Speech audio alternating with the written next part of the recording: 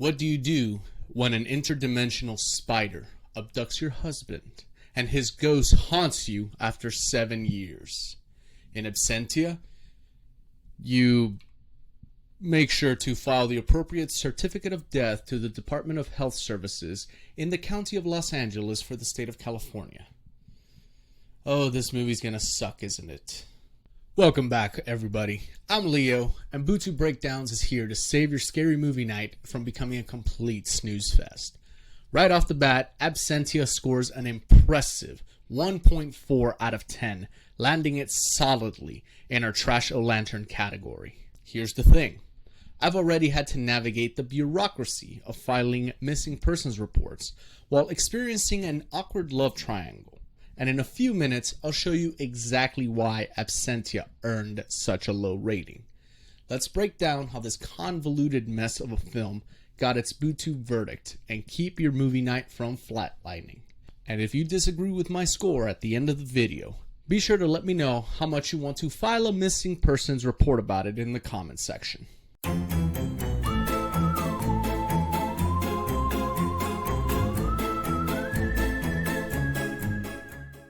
Alright, let's walk through this long, convoluted mess that is Absentia. It's a movie that tries to be 5 different genres, forgets to finish any of them, and ends up feeling like a grad student's thesis film that got out of hand.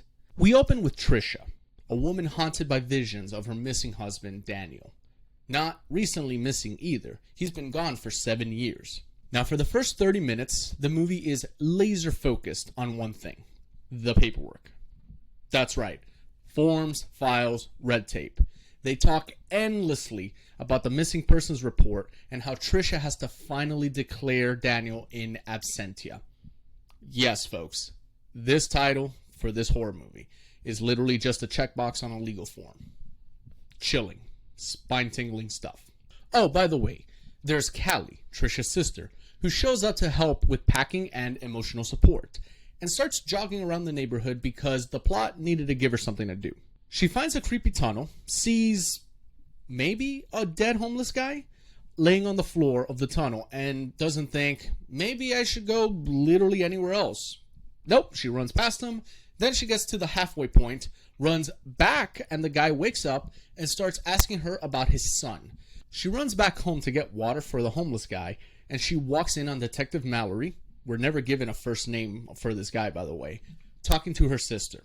I'll get back to that plotline in a second, but after that happens, she goes back to the tunnel to give the guy some water, and he's gone. So back to the other plotline. Detective Mallory, who's in charge of Daniel's missing persons case, is also quietly dating Trisha, and oh yeah, he's got her pregnant, like forever ago. She's ready to pop.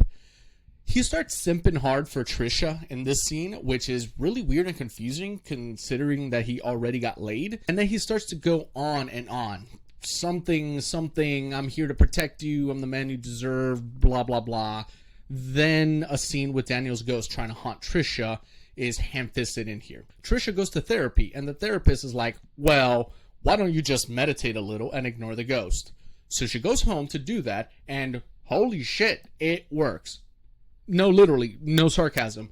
The next scene, she's in a room meditating. Daniel's ghost is clearly behind her, and it zooms in on her face. She takes a deep breath, it zooms out, and the ghost is gone. Then we never see it again. Then, just when Trisha starts to move on and plans a date with Officer Baby Daddy, Daniel strolls back in like he just crawled out of a ditch behind a Denny's. He's malnourished, wide-eyed, rambling about, quote, it, taking him and trading things. Very chilling stuff. They send him to the hospital, and somehow no one thinks this is the wildest thing that's ever happened. No news coverage, no CDC, just, wow, hey, glad you're back. Want some water? At this point, if you're confused and kind of overwhelmed by this, don't worry. It keeps going. So back at the house, Callie, who up until now seemed like your average jogging fit sister, suddenly drops that she has a history of drug abuse to Daniel, who's also magically back at the house and he's having paranoid delusions. Maybe. The drug problem revelation, by the way, no setup whatsoever. The only hint was a conversation in the first few lines where Trisha calls Callie a junkie and Callie calls Trisha a slut. This literally sounded like normal sisters giving each other shit kind of a conversation. But no, guess they were actually being serious just out of nowhere. It felt like halfway through filming, the script said, "Oh, quick, give her a dark past. That's edgy, right?"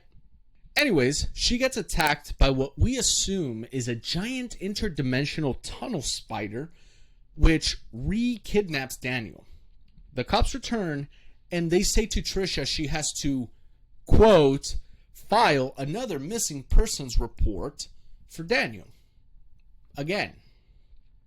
Also, let's ignore that a man vanished twice from the same location under mysterious circumstances. Also, the cops call Callie a junkie, so they get to ignore her.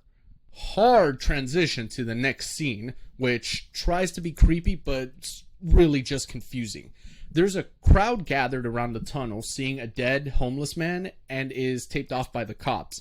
Then, literally out of nowhere, some rando shows up, panics, drops a duffel bag with a puppy in it, and bolts. Apparently, it's heavily implied that he's been feeding animals to the tunnel monster. He gets arrested, brought in for questioning, says something vague about asking for help years ago, and then the movie forgets he exists. No follow-up, no relevance, he just here for the puppy and chaos. Now, hard transition again, we're back at home.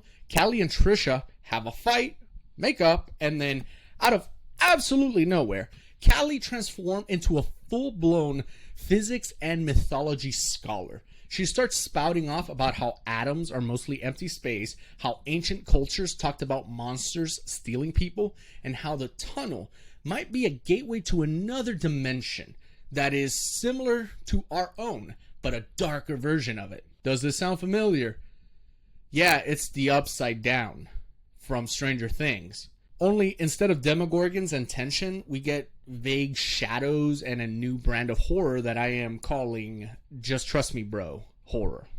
At this point, Trisha hears something in the basement because, of course, and the spider monster manifests from the shadows and snatches her too.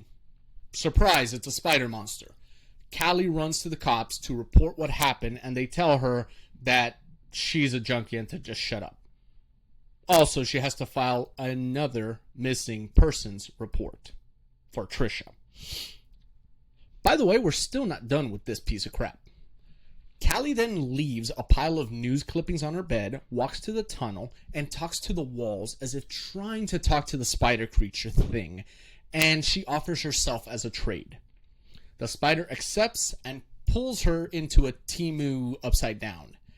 Then we get one last scene of Detective Mallory staring at Callie's file on her bed and her shoe in the tunnel entrance. He promises his partner that he will keep investigating as long as it takes. Oh, and then he says he's going to file another missing persons report. Seriously, I've lost count how many times they said this exact phrase. And that's it. That's Absentia, a movie that promised horror, gave us a mountain of bureaucracy, and buried a half-decent idea under 20 subplots, a surprise drug addiction, and a monster it couldn't even afford to show.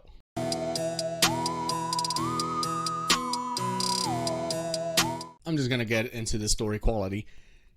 This is a movie that starts with an intriguing premise and then immediately dives headfirst into a pile of its own bad ideas. I won't lie. The IMDb synopsis was way better than the film itself. What we actually got was a confused attempt at a slow burn mess of grief, tunnels, bureaucratic horror, surprise addiction lore, and interdimensional spiders. Because why not? And here's the kicker. This wasn't some random amateur hour. This was Mike Flanagan's first feature film. The Mike Flanagan. The guy who made Oculus, Hush, Dr. Sleep. I'll just get right to the point with this one. Final score for the story quality, 2 out of 10. Don't start your Flanagan journey here. Start literally anywhere else.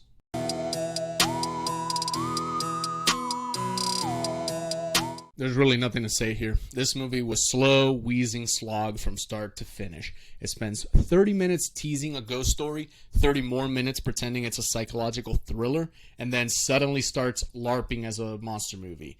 And in the final 4 minutes, boom, alien twist, out of nowhere. Like the director got bored of his own plot. Nothing connects, nothing builds, and by the time they bring up the tunnel again after the 15-minute mark, you feel every second like a migraine in real time. There's no payoff, no tension, no direction. Just 100 minutes of nothing happening. Final pacing score for me, 0 out of 10. It's not even fun bad, it's just bad.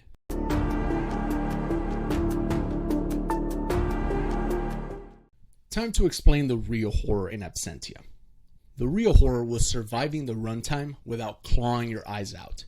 And here's the painful part. It actually starts strong. The first 30 minutes, creepy, subtle, and David haunting Trisha was hitting all the right ghost story notes. If it had stayed in that haunted psychological thriller lane, we might have had something. But right after the 30-minute mark, the whole movie face plants into a ditch. Hard. And by the 50-minute mark, it's straight up unwatchable. Fear factor? 2 out of 10. Only because the beginning gave me some hope before shattering it like everything else in this movie.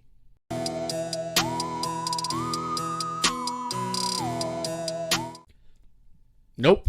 This movie was not fun. Not even ironically. It opened with a spark. Daniel's ghost haunting around had potential, but that flame died faster than my will to keep watching. That followed with a slow, joyless trudge through the scenes that dragged harder than a haunted Roomba with dead batteries. No tension, no payoff, just long silences and plot lines that flatlined before they even stood up. By the halfway mark, I was so frustrated, I got inspired to make a whole YouTube channel about this. My final score is a 1 out of 10, only because I'm actually having a lot of fun with this channel. Save your popcorn and your patience.